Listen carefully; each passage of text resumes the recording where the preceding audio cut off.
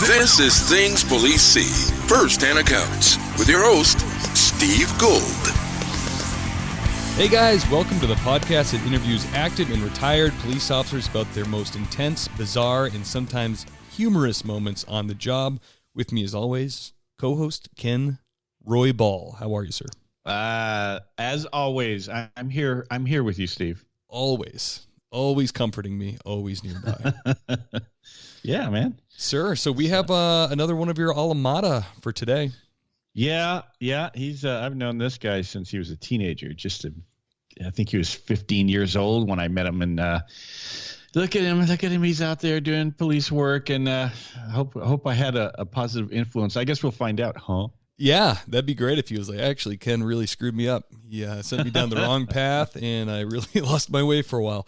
I doubt that's true, but he also went to North Carolina, Charlotte, for 2 years. So he LAPD, then across the country, and then back to LAPD. So that'll be interesting to hear the contrast there.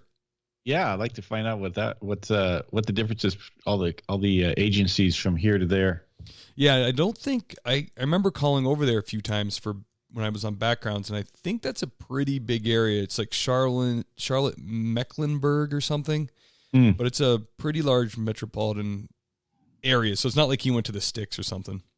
No, it sounds like it's a very, state-of-the-art department and everything. I mean, I don't know. I just see the pictures and stuff. When he told me he was going there, I kind of looked it up, and it seemed like a pretty cool. I mean, but there's a reason he came back too, so I guess we could find out a little bit about that. Yes, sir. Let me dial him in. All right. Here we go. Steven Hollowell ad. Steven, are you there? Yes. Hello, sir. Thank you for coming on Things Police See. Thanks for having me. All right. Look at him. Oh, look, we got the I probably didn't tell him. When we do the Skype, we do we just do the audio so we can get all the bit rate going towards audio quality. Oh, good. But you are a handsome gentleman. I'm glad I got to see you. He's handsome. There we go. So handsome. Never changes. Ken only has handsome friends, I've learned. Although when I did meet him when he was a teenager, he did have hair. I have to go with that. Yeah, see? You can't keep it all. Stress of the job removed it. Okay. So, Steven, you've been pretty interesting here. You were LAPD where you met Ken, and then you went all the way across the country to North Carolina, and then back again. Yes, back again. That's pretty cool. Was that easy to do when it comes to training? And like when you went out there, did they just take your California post, or did you have to do something to get on? Mostly they took the California post and respected it as a lateral transfer. You do have to take the state test in North Carolina, which was fairly simple. I mean, it's not too difficult. The great thing about law enforcement is when something is against the law. You just have to title it correctly right, as it applies to that state. That's it. Got it. And Ken, when did you guys meet? When he was younger?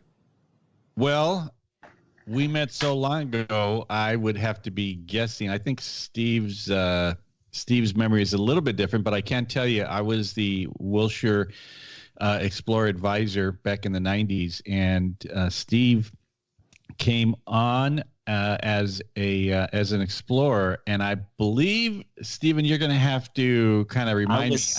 13 years old. Oh my gosh! I showed up December. It was not my birthday yet because you have to be 14 to be an explorer at the time. Mm-hmm. So I believe it was December of 95. 95.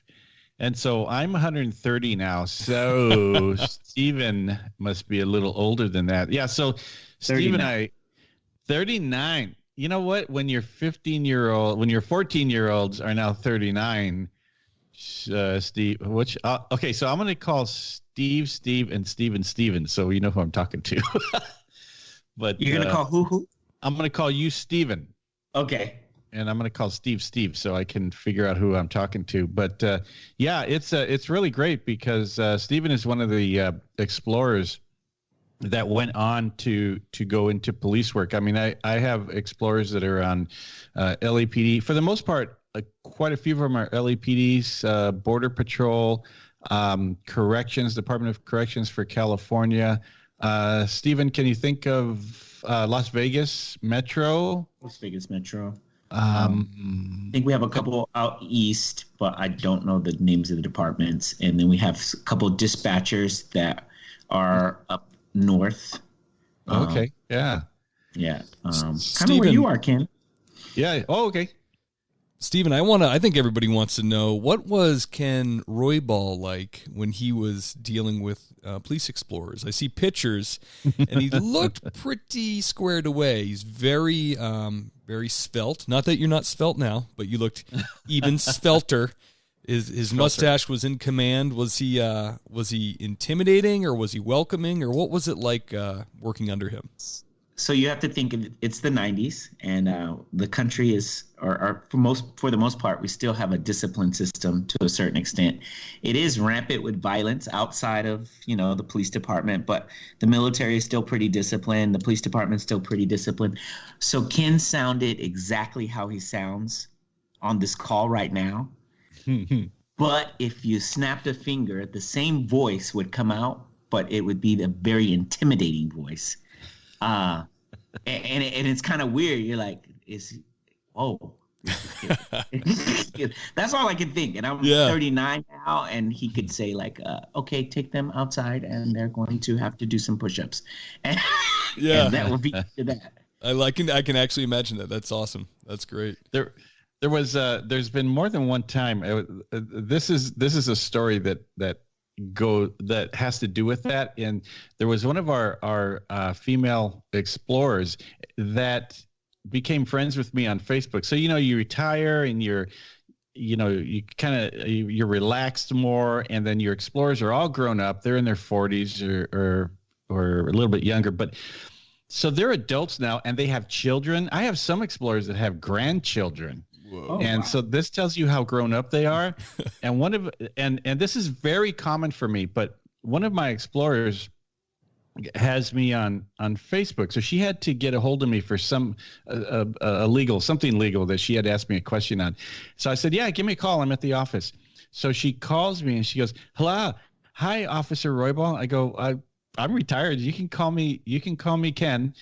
I can't do that. I can't.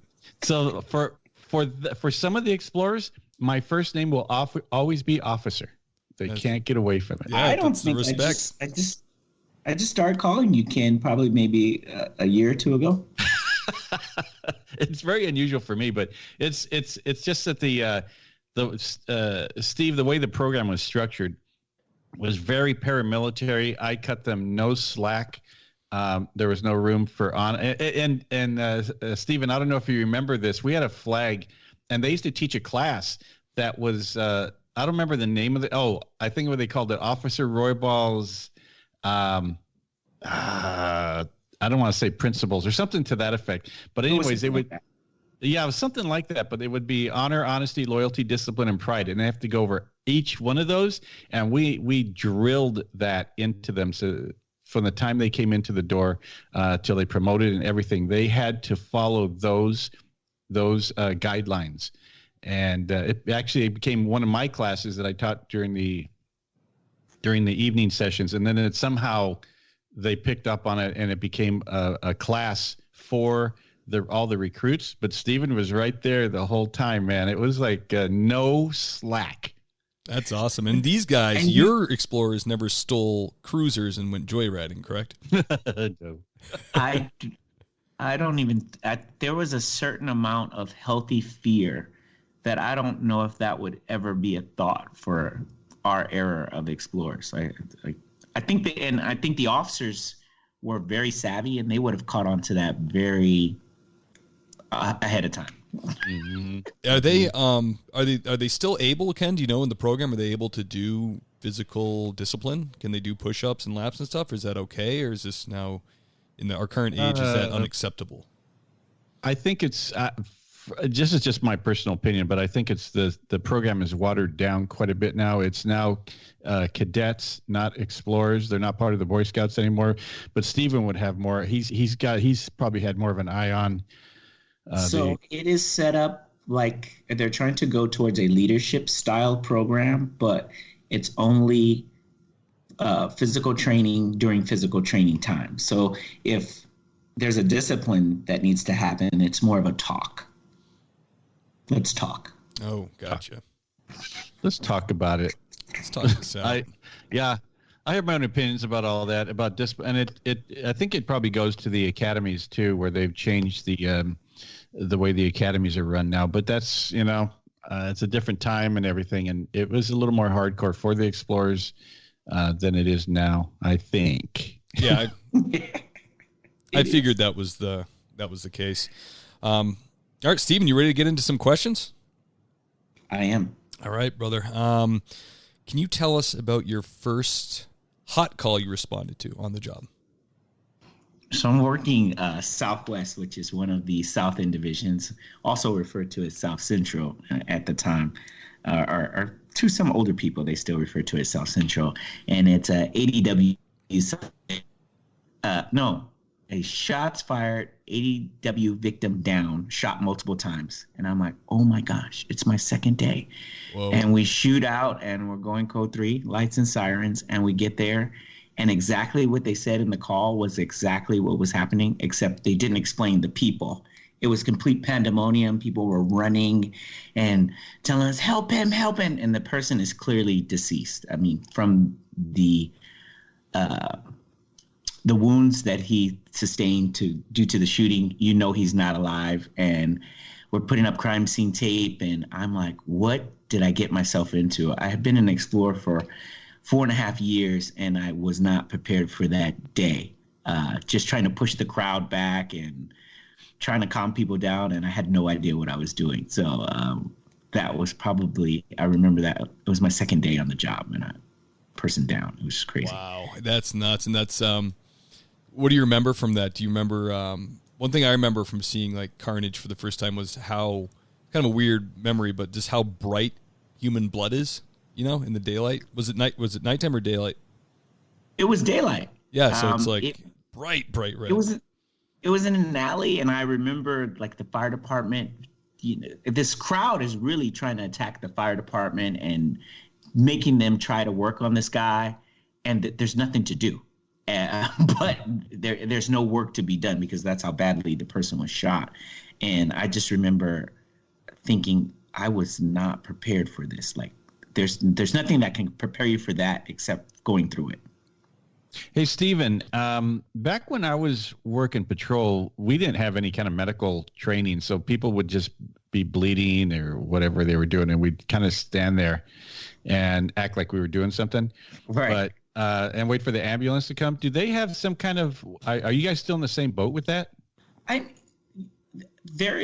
We're kind of in the same boat. You'll have officers, like there was a situation where the guy was going crazy in the mall maybe like 2 years ago. He had a knife, and then he was ultimately shot by one of the officers there. And then an officer came in and rendered aid immediately. And it was like, some of the officers were like, wow, I wouldn't be doing that. But, I think it comes down to a moral choice now, and people feel, I think they're more in touch. So they can do that part and respond as a police officer, but they can also respond as a medical first responder. I don't know if I have that piece in me, but some officers do.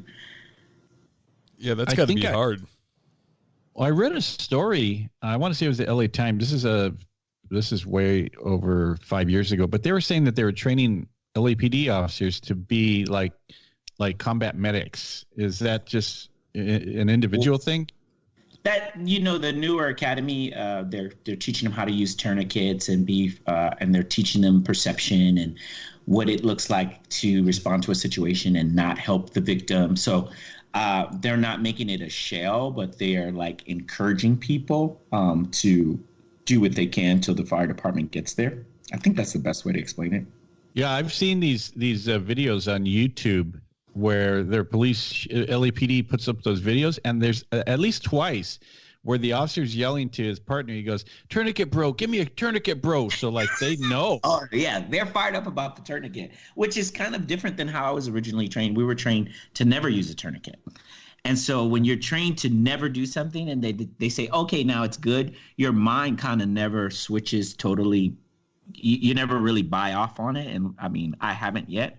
I believe the tourniquet is very useful, but my mind is still like, oh, they're going to put a tourniquet on it. Is that person going to lose their limb? Like, even though you have to stop the blood in order to even stay alive. You got to stop the blood from getting out. But we were all taught not to use tourniquets. So you're considered old school now because you were hired 16, 17 years ago. Yes. So that no tourniquet thing is really interesting to me. Am I correct in weren't thinking? you taught the same thing? Never use a tourniquet? I'm sorry, what? Were you taught to use a tourniquet, or did they believe in that? No, man, we didn't even have Band-Aids. This is just... Yeah. Well, they told us, use your belt if you absolutely have to. That's what they said. Yeah. Steve, you had something? Yeah, am I correct in thinking that the tide kind of turned after that North Hollywood shooting when no aid was rendered to the victims of that, not the victims, but the suspects there, and they died, and the city lost a bunch of dough? Was that a turning point? There was a law in California. It used to be called the Good Samaritan Act, and I believe it covered police officers as well. In the performance of their duties, where you, if you tried to help someone, like the common thing is, if you see somebody in a traffic accident and they're laying out, don't drag them out of the car because they might break their neck or their back or something, and they're supposed to be covered by that. Police officers are. So I don't know how it changed. Gotcha. That's kind of like that's how they kind of presented it to us, because Police Academy of Massachusetts, they showed the North Hollywood video, excuse me, and then they kind of talked about like how aid wasn't rendered, and now it's kind of like now they were making police officers more the full first responder course, medical course was given, and as soon as it's safe, you gotta help the people no matter what they try to do to you, and that type of thing, Yeah, Steven, he's talking about. I was working the front desk as an explorer that day. North Hollywood? I remember the North Hollywood shooting, B100 and all that. There was not, from listening to the radio, that wasn't even, it was so much going on that rendering aid was not, I think we were thinking that in a utopian, that's what you would do, but that was not a thought. You've never seen anybody do that with body armor, so to render first aid was not in the cards at the time. Yeah, those guys made it like a war zone. It was like a war. Well, I know what you're talking about, Steve, is that when SWAT stopped the second guy on the street and they got in that little mini shootout with him, and then he was laying down. There's a famous picture of him laying down with his face down the street, but his head's turned towards the camera and he's kind of looking at it. Mm-hmm. And what happened was there was an indication that there may be a third shooter out there, so they didn't allow the ambulance to come in because it could be still a hot area for the ambulance to come in. So what happened was the officers were not equipped to render first aid, and then so the guy bled out and he ended up dying. I'm sure it was probably a wound that maybe today that maybe they would have applied a tourniquet, and he may have survived, but I don't know. But that was where people were getting all pissed off about it. This, the liberal folks that thought the officers should have rendered aid, although he shot a bunch of people. It's okay. Yeah, ridiculous. And socially, I don't think that people were thinking about rendering aid. That captivated the city, and it was like, stop this guy. He's out of control. And it wasn't until afterthought that they said, oh, they should have rendered aid, and they're going to sue the police department. But people who lived in that neighborhood, they wanted it to stop. Yeah. Oh, yeah. Yeah, those gears are kind of hard to shift from stop him, he's a maniac, to help him. It's kind of like, well, I don't really feel like it, actually. Yeah, different times, but I don't know how that all turned out. I don't know if there's any policies that you shall if it's possible, you shall render aid to the guy that just shot your partner, Right. Steven, after you went to this scene and it was mayhem and there was blood everywhere and the dead body and you're holding back the crowd and they're trying to attacked the fire department.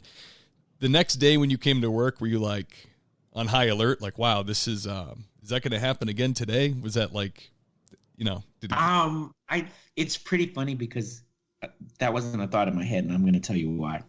If you think of the probationary program at the LAPD in 2003, I thought that those guys were machines, those training officers. And I was just like, okay, what's next? Because I do not want to get lit up by one of these training officers for thinking too hard. It was like, go on to the next thing. And that was the culture of LAPD at the time. It was like, work hard and get on to the next thing. I didn't think about it till years later, to tell you the truth, of the craziness of that situation. Gotcha. Because I was more focused on the training officers and doing what I needed to do because I didn't want to get fired. Got it. Kid knows what I'm talking about. It's the culture. Yeah, you're a boot. Yeah, you're a boot. You don't have time to think. Boot, get in the car. Value. Next. That's good. That's a good distraction. Yes. Absolutely. Steven, can you describe the strangest or most bizarre thing you dealt with? The strangest or most, there's so many bizarre things that happen in Los Angeles that it's like hard to even put your finger. The only thing that the mental illness calls that we go on, I thought of one that I went on recently in Van Nuys, probably like 3 years ago. Beautiful Van Nuys. And you get there and I go, the lady calls police and says like UFOs are chasing her. And, we go to all these calls. It's not like we're like, no, we can't come. We hang up the phone. So we continue to go. So we go to the call and she has file cabinets in her living room, just stacked back to back to back. And she's like, I just want the aliens to go away. And I'm like, oh my gosh. But I was able to talk to her about those file cabinets. And I told her, maybe you want to file some papers because it looks like you really enjoy filing papers and making sure things are very organized in your home. And I think that's what will make the aliens go away. And she's like, well, can you flash your light when you leave? And I'm like, I surely will. I will take the spotlight, flash it on the windows and make sure that you can file your papers properly. And she was like, okay. And she did not call back at all. Man. That's a miracle she didn't call back. Oh, what? I sounded very confident, and at this point, I think I had probably 12 or 13 years on the job, and I was reassuring her, and she's like, "Thank you so much, officer, for coming out. This is exactly why I called you." With those crazy people, they're more like nuisance calls, and some coppers will probably go, "Oh my gosh, get me out of here! You know what? Don't call us anymore." And there are some guys, the smart guys, go, "Let me," and they pull out their cell phone. Let me talk to Control Central, and I sent the code for you. And they're like, thank you so much. You're the only one that's ever done that. And then all of a sudden, call's over. That was it. But they're satisfied. Because if they would have produced that call again, I would have went back. And I don't like to go back to things that I've already handled. So I try to make sure that they're feeling great for that night, at least. Wow. Yeah. I went to high school with a girl who, when I was on the job in Massachusetts, ended up getting herself a kind of psychosis from using too many drugs. And she used to speed around. We'd pull her over and she'd go, I can't stop for long. Sorry about this, but they're chasing me. They're above. They can see all of us. Like there's a radio in my fingernail type of thing. She was always thinking aliens were after her, just like you're describing. And she ended up getting trespassed from the local elementary schools because she would wait outside the girls' bathrooms and start, trying to give them advice about becoming a woman. And she read that book, The Secret, and she came into our police department and she's like, I just want to let you know I'm buying you all new cruisers. I'm manifesting all kinds of money. And we're like, okay, thank you. And I ended up, one call, I ended up tackling her naked. She came out and said, no, Officer Gould, or is it gold? She's like, I want to thank you in advance for the ocean and the moon and the stars and all this stuff. And me and the fire department had to tackle her, but she ended up, this went on for like a year, and just your aliens just reminded me of this. She ended up lighting herself on fire in the second story of her parents' house and burning down their whole house in hopes that whoever was up there was some alien, Xenu or whoever, was going to take her into outer space. But you just jarred that memory for me. It's very strange. I mean, that's the great thing about police work. As we can be police in any part of this country, and we have a call that's similar to a call that we did on the whole other side of the country. And it just goes to show it's people. That's how people are. Yeah, because the people of Walmart are all over. They're everywhere. They don't just stay in one spot. Nah, exactly. Everybody's got a story, man. It doesn't matter where you are. These guys are nuts. Hey, Steve, I got a question for you. When you tackled her nude, were nude? Is that? Well, it was, it wasn't department protocol, but I thought I'd be faster if I was also naked. No. I was in full uniform. Thank you very much. I figured so. I just want to clarify that for our listening audience there. Yes. Steven, can you tell us about your most intense and or terrifying call? It's going to be funny because I'm going to play it out for you. All right. I am 3FB32, and our job is to go and find bad guys. So I'm Code 6 in the North-South Valley, north of 38, east of Western.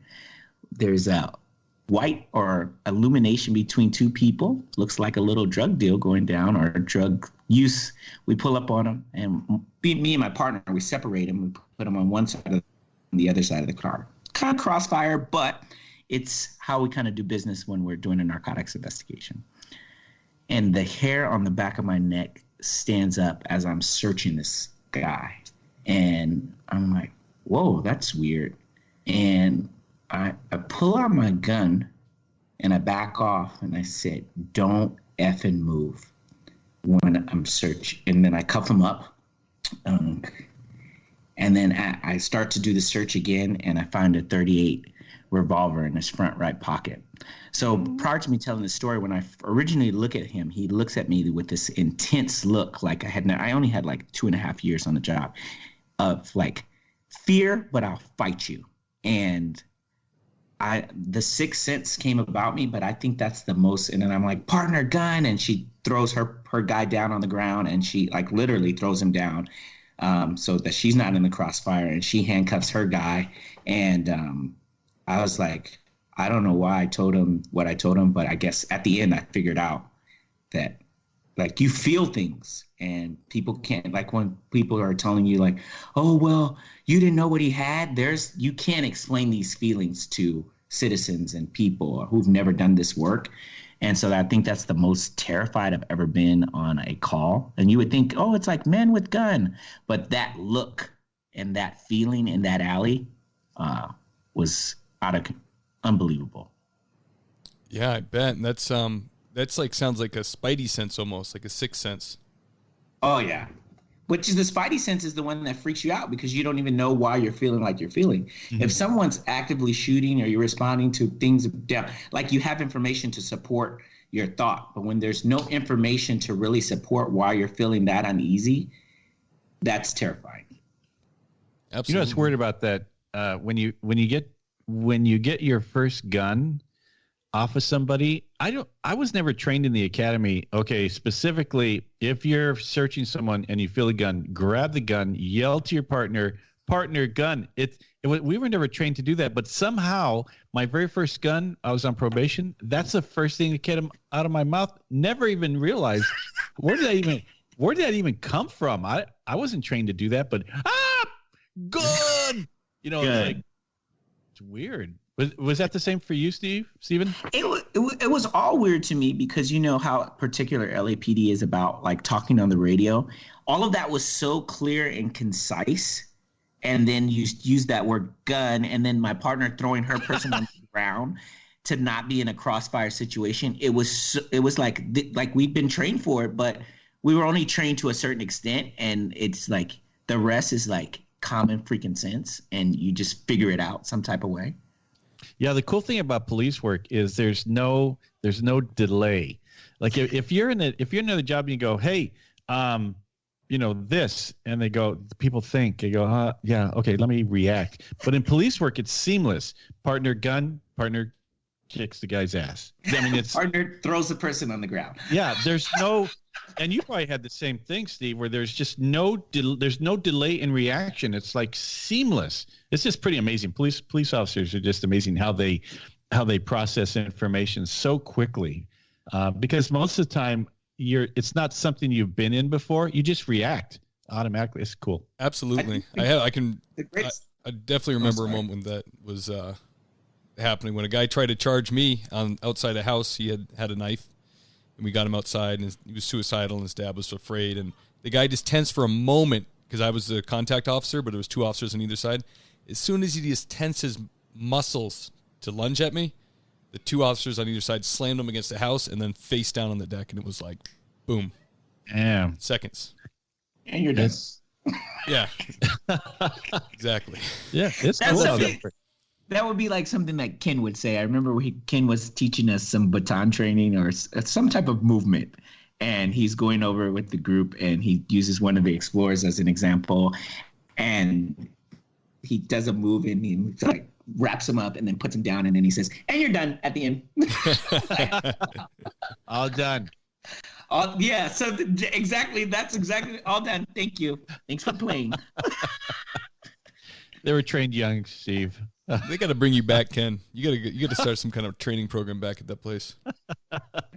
That would be great. Then you'd have discipline. I don't know, man. I don't know. Steven, you said a bunch of jargon at the beginning of this story. You want to break that down for me? Code 6. Yeah, you said an acronym as well. Yeah, I was at scene, which is code 6, in an alley, which is the alley runs in a north-south direction, and I was north of a street, which is 38, and I was east of Western, which is so. Man. I'm in a little caveat where if you don't give those directions, no one's going to be able to find you, because you're in a place in the city of Los Angeles that's very intricate behind people's homes, and so and then my call sign was 3FB32, so that's 3 footbeat 32. So we're not the footbeats of old where we walk around, but the footbeats are supposed to actively go out and try to seek bad guys. Sure. And find. So it's a Z car. It's a Z car, but in LAPD deployment, sometimes you can't have Z cars if you don't have the deployment to have a special car to just look for bad guys. You still have to be able to handle radio calls. So they put you out as an FB car and activate you if they need you. It's all this big bureaucracy stuff. So many acronyms, my man. Holy cow. Are the odd and even numbers, those denote what watches you are? Because the even numbers, like 32, used to be a mid-watch car, but you guys you have different watches. So I was a mid-watch car working mid PMs. So working. Ken still remembers all this stuff, It never leaves you. And the interesting thing, I was working PM to midnight. The interesting thing about LA, and I'm sure this is across the country, is alleys are kind of unique, because there's that old story about the coppers with their the training officers with their boots. I don't know what else to call them. Their boots, probationers, rookies, and so. The old story is that the officer would stop in the middle of the street and say, "Okay, where am I? I'm shot. Where am I?"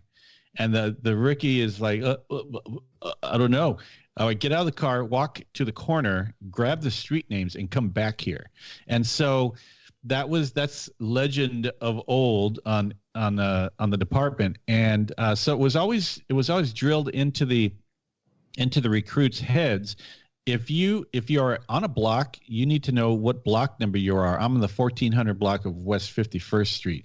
You need to know what corners you're on. You need to know what direction of from what street you're on. I'm on 54th and just west of Western, and all these. But alleys, Stephen, were unique in that you're in an alley near 54th and Hoover, and just west of Hoover. I mean, it's just, you have to know exactly where you are every second. So I used to, every time we crossed the street, I would say 55th, 56, 1400 block. I mean, because if something happened, you had to know exactly, not I think I'm somewhere. You had to know exactly where you are and where an officer's down. That was very important on alleys, especially. I used to practice alleys off duty on probation because I was so freaked out about how to show that I was at scene in an alley, because I knew that the training officers would like they would go in alleys on purpose and say, hey, where are we at? And that would be my whole shift. You would think I would be worried about the call.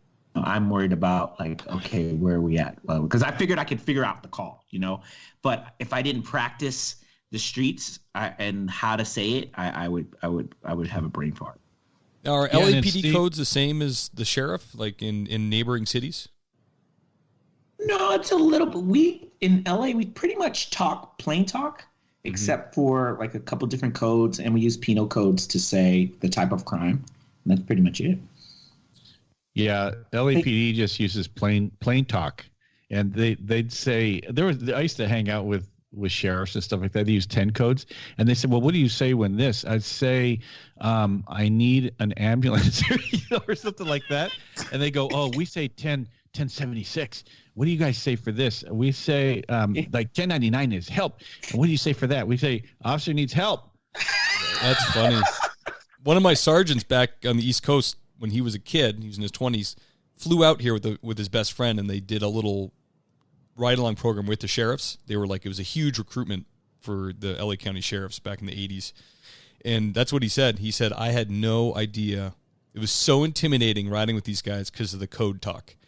He said, I had no idea what the hell these guys were saying the whole time because they just spoke code. Yeah, and then we would, and there was no code like the penal code. The most famous penal code, and I'll use this, is 187. Everybody knows 187 is a homicide. So it was simply like that.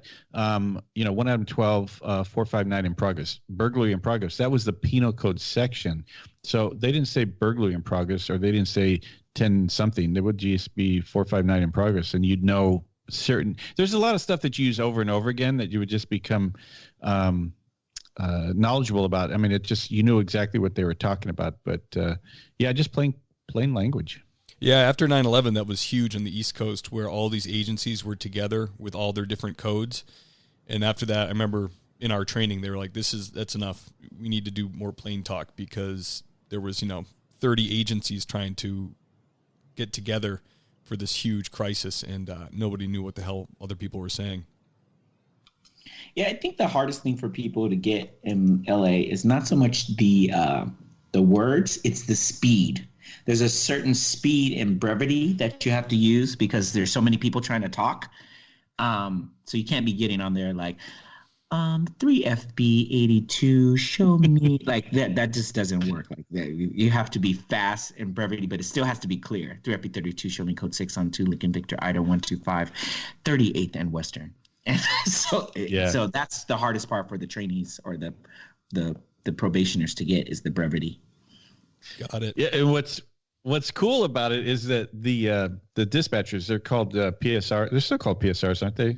Yeah, police service representatives. So they're not called dispatchers per se, but what was amazing is you could swear your partner was talking so fast and they're talking Spanish into the radio, and then the PSR would come back, Roger.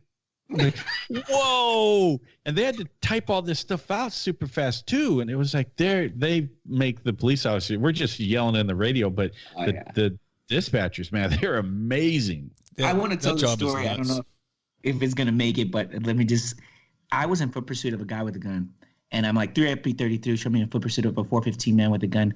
I'm westbound on 28 and blah blah blah. So then the dispatcher comes on. All units and all frequencies be advised, 3FP33 is in a foot pursuit of a 415 man with a gun. He's eastbound 28 towards Arlington, and it just sounded sweet. And I'm like, that's not how I sounded when I got on the radio. I don't know how they do it. They're amazing. Your dispatchers, when you're working, Steve, I'm sure were the same. But I don't know how they get all the information and they type it out so fast and then they just repeat it on the radio. I don't know how they do it. I came from a small place and they did a great job. But when I was working for LAPD, I went over and I had reason to go to the Valley, I think, North Valley, maybe dispatch center. Does that sound right? Mm-hmm. Yeah, the Valley. And holy cow, man. Valley Center. Holy cow. I mean, these PSRs each have like 10 screens they're looking at. They have a sit-stand desk, and the floor. They've added more. They've added more. Oh, I'm sure. And the floor is like a casino. I mean, it is huge, and they're just sprawling. There's just so many of them. It was really mind-blowing. I saw a photo just maybe a couple of days ago of communications. They were showing this one PSR in front of her console. She had 6 screens. 6 screens, and the screens are up and down now, opposed to kind of like left and right. Yeah. To give them more space, but so they're huge tablet size, like 22-inch screens, and they're going up and down, and they've got locators and text message and all kinds of screens. Jeez. They can't even see each other across the room anymore. I am prone to vegging out, so it would not be the job for me. I mean, seems like you got to be on the ball. Yeah, and I often thought of, I've listened to a lot of police calls, recordings, and in the watches that we all worked, like PM watch, or when it slows down, the PSRs or the dispatchers, they got to be sitting there, maybe playing solitaire. So I don't know what they do during the downtime, but then all of a sudden, over the radio, there's an officer screaming, and it's just like would jar a normal person. So I really give kudos to the PSRs, because they've got to keep their act together and have their wits about them, and to be it's like you're in a deep sleep, then someone yells fire. Yeah. And I don't know. I was on an officer down call, and that it was quiet. It was like that eerie quiet, and then there's like shots fired, officer down, and that dispatcher just like went right into it, like this is what they did every day, like just boom, it's out, put it out. Yeah. So if there's anybody listening to this podcast that, I mean, if you maybe don't want to be a police officer, but you find the thing interesting, if you think, I might want to be a dispatcher, that job is no joke either. That's something you have to really be made to do. So, but it's it's a lifeline to the police officers. And it has the longest probationary period of any job in the city. So they can get rid of you for a lot longer. I think it's 2 years, isn't it? Their probationary period? Yes. And I used to take my probationers down there, and to certify, it is rough. Like, they have to have a pursuit, they have to have a foot pursuit, they have to have like all of these things like checked off and to even certify. So you're waiting on that call to certify. You're like, well, I need to be on the frequency when they have this, but you don't know when they're going to have it. Hey, Ken, I didn't know that. Am I wrong in thinking that you at one point ran the radio, and it was when like cards would come down a conveyor belt, and that was the call? Is that true? Well, it's kind of sort of, Steven, I don't know if you've probably seen the old Adam 12. Oh yeah. So yeah. So when I was working there, Steve, I was a what was called the EBO operator, emergency board operator, and we were the ones in what was called the horseshoe, where the officers were seated in a horseshoe configuration at communications division, and we would be the ones that would take the calls. There was no 911. So we would pick up the rotary dial telephone and have a headset and talk to people. And if we needed to know where a call was, we'd have this big RD. It was called the reverse address book, and it would have RDs, reporting districts, attached to it. So they would give us an address, because we'd get calls from all over the city except the Valley. And LA City's almost 500 square miles. So we would open these books. It could be a shots fired, shooting in progress call, and we'd have to open these big books, find the address, find what division it's in, write it down on the card, and it would be a white card would be no code calls, code 2 would be blue, and then pink would be code 3. And so we would check off the boxes for 415, man, gun, and then we would put it on the conveyor belt. If anybody ever wants to see this, look at the opening credits of the very first Adam 12s. We'd put the card in the conveyor belt. It would go through into another room where the radio dispatchers were. They were called radio telephone operators and RTOs. Mm-hmm. And then they would grab the card. They would give it to the radio dispatcher or the RTO. She would read the card off, and she would dispatch the call. And the interesting thing about it is, if it was a code 3 call, like shots fired, shooting in progress, somebody down or something like that, we would take the call, put it on a pink card. We would not put it in the conveyor belt. We would grab the card, unplug ourselves from the console, run over to what was the P3, who was sitting in the hot link. He was the link operator. And we would run through the door, hand him the card, and say something like shots fired, shooting in progress, or whatever. He would grab the card, and this is where you hear this famous voice come in, where there would be this tone, maybe a code 3 tone, doot, doot, doot, and then this voice would come on and say, all units and all frequencies stand by. And everybody goes, oh! Because you never knew what division they were talking about. And then they would say all units and all frequencies stand by. 3 Adam 17, 3 Adam 17, blah, blah, blah, blah, blah. Handle the call, code 3. And everybody, it was just like the drama. But I was part of that, yeah. That's crazy. So I remember seeing the picture of it being like, wow, what an operation this was. Nuts. Yeah, and there were only I think when we were fully staffed around the Horseshoe, there were only 18 operators, 18 police officers, and they were putting PSRs in there at the time, but there were only 18 of us handling calls for the entire city, and Valley had their own communications division, but it wasn't like it is now. And there's a it's just kind of weird to come from that era. There was no computers. It was just all paper, handwritten. We weren't able to look up addresses on a computer, anything like that. And of course, like I said, it was the old rotary dial telephones where if you're dialing the phone, which most people who I'm talking to don't even know what I'm talking about. What's that? Google rotary dial telephones. That's how we did it back in the day. Yeah, the phones have changed a little bit. The other day, my son, I try to get him to talk on the phone to his mom, and he goes, "Oh, Dad, I can't talk. Bad connection." I go, "No, it's not." He's only used to the video phone, so he thinks anything else is broken. I'm like, "No, this is a phone call." He's like, "Phone call? I want FaceTime." Like, no, this is... Yeah. So they don't even... And my daughter couldn't identify a wall phone, like a rotary phone or just a normal phone on the wall. She's like, what is that for? Steven, when you were working the front desk, did they still have the rotary phones, or did they switch them up by then? Oh, the rotary... So, we had that blue phone, the storm phone, and then they still had not the rotary phone, but the regular phone with the lights, like the 10 lights under... They're all clear, and then one red light for hold, and then you press it, but you got to press it really hard because it's gonna cause the other buttons to knock up, or it's crazy. Only the best equipment. Yes. Steven, do you have a positive situation or encounter from the job? Positive. I always meet people usually once a shift, and as I'm older now, it turns out to be super positive. But I'm trying. Heartwarming. Wow. What, should we move on to the next question? Yeah. No, I just can't think. There's so many that are that I can't think of one that's just wowing me right now. If we come back to that one, I'll come up with something. Okay. Yeah. No problem. Do you have a really popular question we get a lot? Is people are thirsty for advice, new candidates, people coming on the job. Is there any little bits of wisdom you could spread?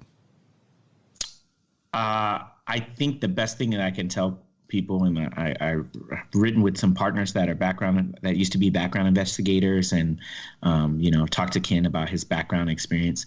It's important to tell the truth, because I think that people try to figure it out before they get there. They try to watch YouTube videos on how to deceive the investigator, but they're not. This generation is not really good at lying. Not that any generation should be, but they don't connect the dots really well. And that's not any disrespect, because they're just taught to be, whatever, honest. But you can't try to fudge the truth, because then it won't go together. because it's a story. Your life is a story. So it's important to tell the truth on the question you're asked. A lot of people go into the psychology appointments and they think that that's their personal psychologist. And so they ask them a question and then they just go on a oh, and then I just felt so sad that day. So just be careful how you talk to the psychologist too. Answer the question that they're asking you, but they're not there to give you therapy. They're there to see if you're qualified to be a police officer. Yeah, that's not good if you start oversharing. And I think that's the biggest thing, that they think doctor, therapist, okay, bam, I'm going to go tell them how this affected me and I want to be a better person. No, they're trying to see if you're qualified mentally to deal with stress and, problem solving and stuff like that. No, that's good. I haven't heard that before. That's good advice for candidates to know. Don't let them lull you into a sense of security where you overshare stuff you don't need to talk about. Yeah. Have you had that problem with your candidates? With them oversharing, or are you talking about as a background investigator? Right. You're like, you send one of your candidates to the police psychologist, and she's a little crazy too, so that doesn't help. Well, they don't really share with us about the psych interviews, but I can tell you right now, just Steve and I can both attest to the fact that there are people that come in to apply and they just feel like we must have friendly faces or something, Steve, because they want to tell us all this stuff that's they like and you know what, I feel bad about it now, but I did this thing with my dog, and and inside our head we're going, this isn't on the application, dude. Why are you telling me I can't unsee this now? So, if you put peanut butter on something, a dog will lick anything. Yeah. Right. Yeah. And for some reason, people just have to overshare, or you have a friendly face, or you remind them of Mother Teresa. I don't know what it is, but I'm sure the psychologists get the same thing, where they just, I'm your friend. Mm-hmm. Yeah, tell me everything. And they do. They tell you everything, even though their life is going to be ruined as a result, but they just have a need. Yeah. And I know the psychs get the same thing. And Steve, they feel so good when they come out of the interview like, yes, I did it. And it's like, no, you're not going to be a police officer. Yeah. And just word to the wise, that peanut butter story, that's not on the application, dude. That's it used to be. They used to ask about bestiality, right? Yeah. Yeah. So it's not there, so don't feel like you need to share. No, it's the weirdest thing. So very strange. Steven, before you came on, I put it up on our Facebook page to all of our fans that you were coming on, and asked them if they had some questions for you, and they do. You mind answering a couple?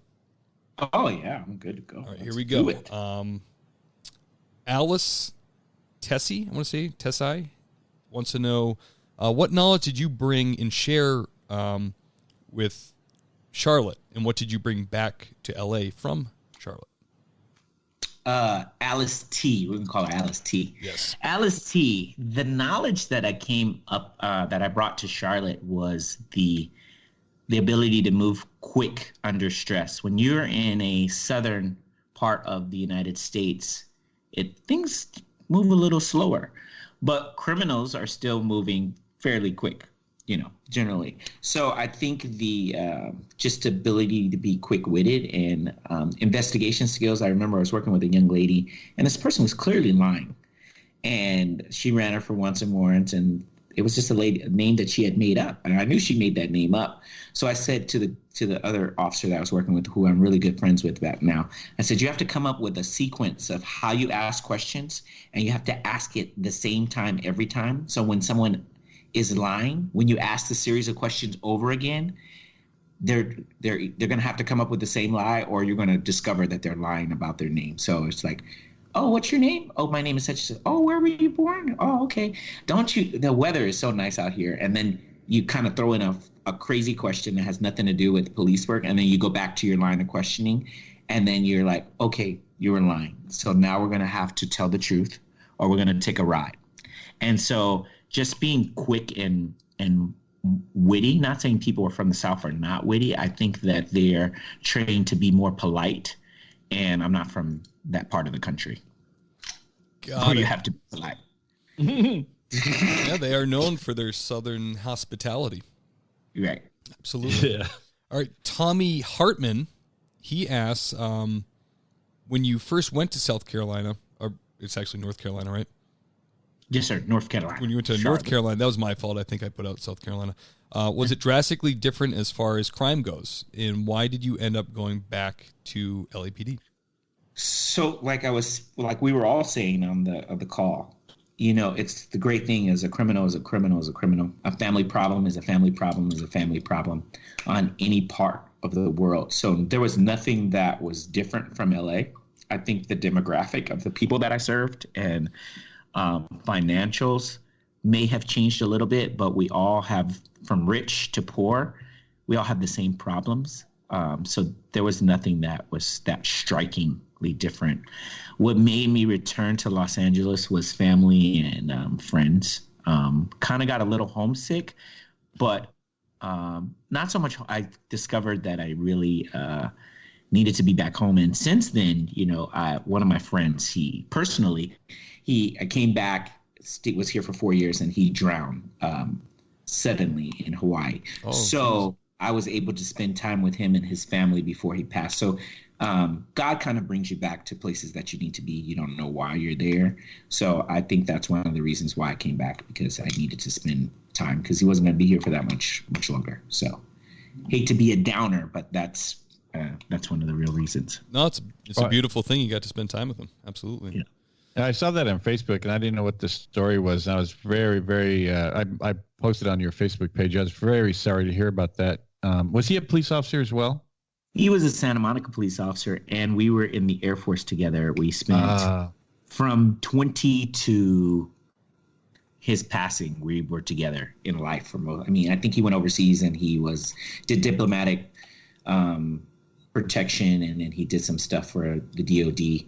But for most of our life, before he was married, before he had kids, we've been together. So it's a very interesting relationship. Very sad to hear about that. Yeah, but he was in Hawaii on vacation, kind of jumped off of a cliff and got caught in a riptide, and that's, you know. Yeah, so be careful jumping off those cliffs. Yeah, no doubt. Yeah, I'm not doing that stuff anymore. Ocean is not a game. Yeah, no way. Yeah. Right, we got hey, Steve, I wanted to ask Steven something real quick. Sure. I want you to be finished. Make sure you're finished with your questions. So. Okay, I got one more. This is from, and forgive me for pronouncing this name wrong, Olesei Baidala. And that's not how you say it. Jeez. And the question is, how did the movements like Black Lives Matter and all the negative media coverage of police impact the thought process of the use of force, especially on minorities and people of color? And we should mention, for context, that Steven is a black man. So what do you think? Yeah, so when I start speaking, I'm going to start speaking from personal experience first, and then as a police officer. And I just want you to repeat the question one more time. I think it was multi-layered, and so I want to make sure I'm going to get it right. It was a lot, absolutely. How did the movements like Black Lives Matter and all the negative media coverage of police impact the thought process of the use of force, especially when you're dealing with minorities and people of color? Okay, so I'm one of those interesting people that was trained by Ken Roybal and people like him. Your actions dictate what happens to you, regardless of your race, gender, religion, any of those things. So if you're doing a movement that is consistent with me taking action, I'm going to take action. And I expect anybody that I train or to be, because that shouldn't be a barometer, your skin color, on if action should be taken or not taken. So that is a fallacy to me, that you should have to treat one people differently than you treat another group of people, because police officers don't get a lot of credit for this, but we deal with everyone. We deal with all kinds of people, and we're kind of used to it. There's not a profession that I can think of besides the fire department where we deal with multi ethnicities and groups, and we do it seamlessly. Most of the time. There's a little percentage of time where we don't do it well, but we're more experts at it than most people. So there's a couple of situations that have gotten a lot of media attention and made it seem like the status quo. When I go outside as a black man, no one knows that I'm a police officer, and I generally get treated fairly well. So I think if I could answer the question, I do what I've been doing, but I'm aware that some people may think that I'm doing it because they're a certain color.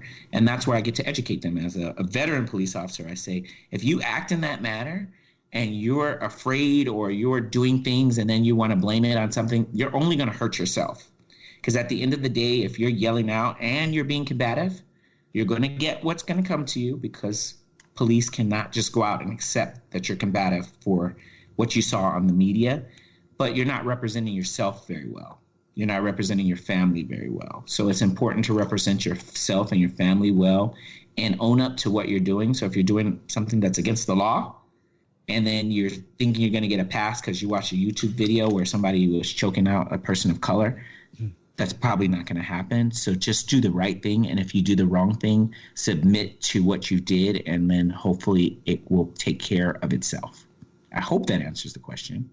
Absolutely. I think that's a great answer. I think Ken and I kind of echo that all the time, but it's great to hear it from a black officer, you know? Yeah. I think that being a black officer allows you to say some things that without any reservation that others don't get to do. And I hate that, because we're all in the same profession. We all risk our lives to go out there and protect people that we don't know and give advice to people that we don't know. And why should I be the chosen one that, because of my skin color, that gets to say things that other people don't say, and they're putting the same thing on the line, which is their life, and maybe not coming back to their family 100%.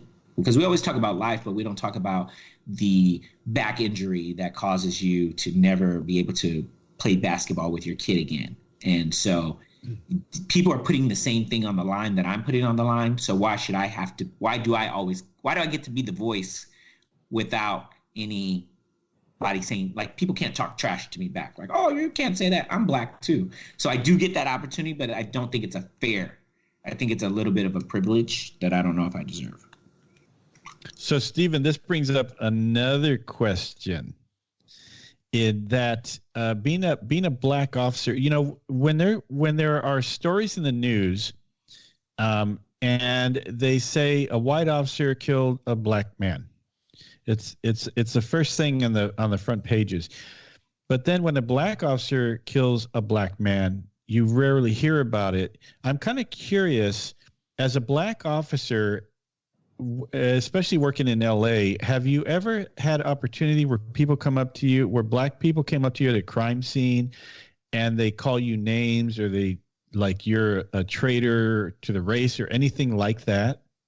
So I think I was on 7-6 in Broadway. No, not 7-6 in Broadway. 7-6 in Hoover, maybe about a year and a half ago. And there's this really angry black lady that came up, and she was so angry. She was angry. And I said, ma'am, you cannot possibly be this angry about us setting up a crime scene. There has to be something else going on in your life that would make you this angry for you to bring up every situation that's ever. She's like, Tamir Rice, Gardner, Michael Brown. I said, there has to be something going on in your life that makes you this angry. And that's what I've discovered. It's really not about me. It's about how happy someone is in their life. And if they can spew that type of anger in the name of, equality, I don't buy it. I say, you're unhappy in your life and you're being mean to me, because I don't think I could have done that at 22 or 24, but at 38, I'm like, it's like water off a duck's back, because they're not mad at me. They're mad at their life sucks. If you can talk like that. Do you ever get heat because you're a black police officer? I do, but I get heat, but I also look at the person that's the heat, and I don't want to be super judgmental, but generally their life is not, because people whose life is good, like I pull over someone, they may not necessarily love the police. They're not that mean to me if their life is okay. But people who have had problems, they're living in a tough situation. That's when I get the heat about being a Black police officer. But I realize it's really not about me being a Black police officer. I think it's more about them having a rough life, and I represent something. Does that make sense? That's a good way to put it. Yeah. That's a great perspective. Absolutely. Because when I put stuff on Facebook about, like, if I got an award at work, people who can't stand the police are like, "Oh my God, congratulations, I love." So it's like, do you dislike the police? Do you like us? So it has to be about their personality, their personal struggles that they're going through. You know, Steven, I had to put up with some adversity as well as a ginger man. Yeah. When I was at backgrounds, Ken would often say, does he need to put his sunblock on, or do we need to cover him because we're going outside? All the time. You know, all the time because you were a redhead. Yep. All the brown guys were always picking on me. So and we constantly wanted to kill you.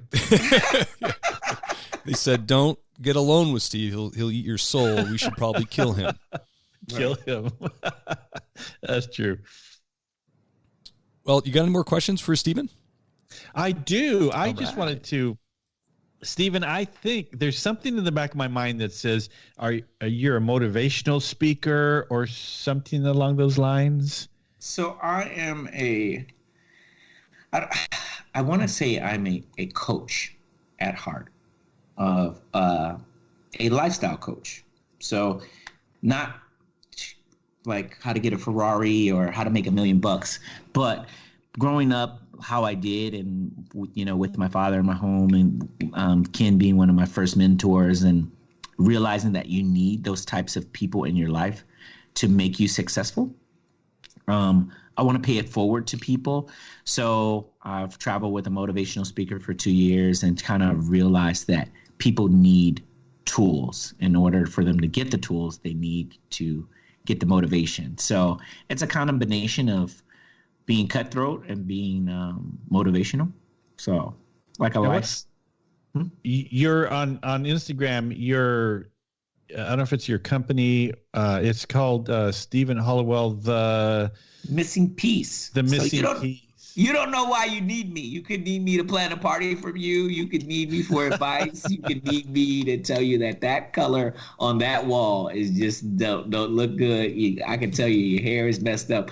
You don't know why you need me. I just kind of I can say things to people that most people can't say. So my brand has become the missing piece. I'm the missing piece. You didn't even know that you needed me before I got there. The brand. That's right. And they can find you on Facebook, and you have a webpage, or is it just on the I'm just on Instagram right now, and I have a trucking company also. I'm kind of like, I saw that. Yeah. So Holy cow. So I have me, the police officer, and then I have Steven Hollowell, the missing piece, which is a bit of a motivational life skills brand. And then I have Hollowell Inspired Trucking, which operates two 18-wheeler tractor trailer trucks with 2 drivers and a dispatcher. Wow. Holy cow. So managing that piece, and Hey, Steve, Chris Jongsomjit and Steven were in the same Explorer time frame. Batch. Oh, yeah, cool. The same batch. It's a good batch. Steven, I don't know if you know that Chris just started. I think it's blue. I can't remember the name of it. Blue Coats Security. Yes. So I saw Chris. I see Chris every now and again because he also throws events. He's like a producer of police showcased events to fundraise for causes. So he'll find singers and bands and stuff. They're usually made up of police officers, and he'll fundraise. And so I see him at a couple of these events where we have friends in common that are police officers. So I see Chris out there doing his business thing. And so I just, if there are parents on here that have children that can be involved into a program that builds their children to be successful as adults. I think if I could speak for Chris and myself, we learned at an early age so that when we got to the military or we got to the police department, we were able to branch off, because the Police Explorers wasn't all about policing. It was about being responsible, being able to be confident, being able to look people in the eye.